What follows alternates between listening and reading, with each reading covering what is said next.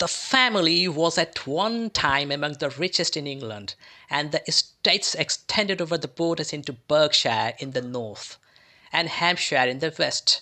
In the last century, however, 4 successive heirs were of dissolute and wasteful disposition, and the family ruin was eventually completed by a gambler in the days of the Regency. Nothing was left save a few acres of ground and the 200 years old house, which is itself crushed under a heavy mortgage.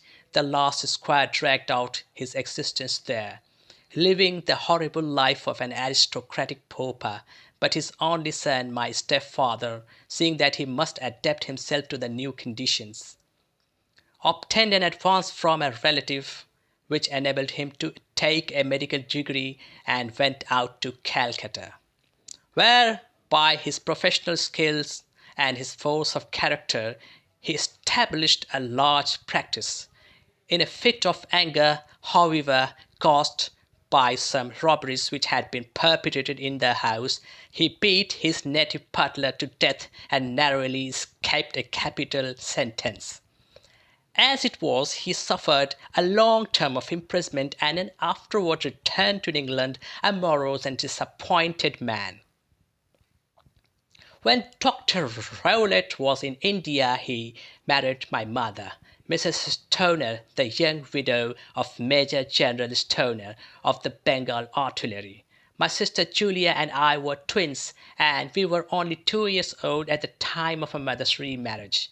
She had a considerable sum of money, not less than £1,000, converted using pounds sterling to dollars, historical conversion of currency a year, and this she bequeathed to Dr. Rowlett entirely while we resided with him, with a provision that a certain annual sum should be allowed to each of us in the event of our marriage. Shortly after our return to England, my mother died. She was killed 8 years ago in the railway accident near Crewe. Dr. Rowlett then abandoned his attempts to establish himself in practice in London and took us to live with him in the old ancestral house at Stoke Moran. The money which my mother had left was enough for all our wants, and there seemed to be no obstacle to our happiness. But a terrible change came over our stepfather about this time. Instead of making friends and exchanging visits with our neighbours, who had first been overjoyed to see a Rowlett of Stoke Moran back in the old family seat, he shut himself up in a house and seldom came out save to indulge in ferocious quarrels with whoever might cross his path. Violence of temper approaching to mania has been hereditary in the men of the family, and in my stepfather's case it had, I believe, been intensified by his long residence in the tropics.